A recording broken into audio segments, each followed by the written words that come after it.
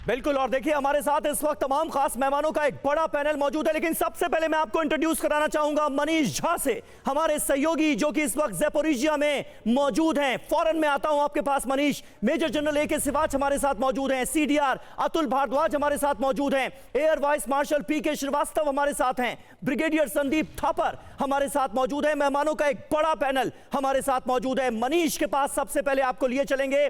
मनीष, हमें थोड़ी देर पहले यह खबर मिली है कि आपको न्योता मिला है ज़ैपोरिजिया न्यूक्लियर पावर प्लांट के निरीक्षण का। आपको प्लांट के अंदर बुलाया गया है। सबसे पहले आप अपडेट दें, वहां पर क्या हो रहा है? बिल्कुल समीर, देखिए मैं इस समय ज़ैपोरिजिया में हूं और थोड़ी देर में मैं न्यूक्लियर पावर प्लांट के अंदर जाऊंगा।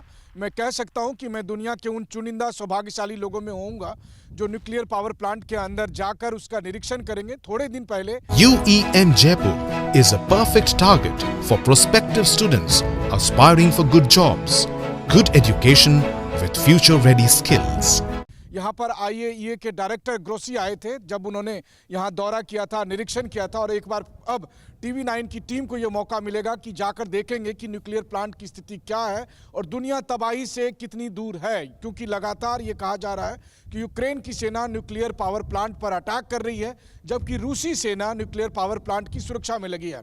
लेकिन देखिए कमोबेश देखा जाए तो ट्रंप और पुतिन के बातचीत के बाद ये कहा जा सकता है कि जैसे महाभारत में भगवान कृष्ण ने अर्जुन से कहा था कि हे पार्थ, युद्ध शुरू करना तो तुम्हारे वश में है, लेकिन युद्ध का परिणाम तुम्हारे हाथ में नहीं है। वही यहाँ पर भी हो रहा है। पुतिन और जेलेंस्की ने युद्ध तो शुरू कर दिया है, या रूस और अमेरिका ने युद्ध तो शुरू कर दिया है, लेकिन युद्ध खत्म कैसे हो ये अब किसी के हाथ में नहीं है, क्योंकि हालात इतने बिगड़ चुके हैं।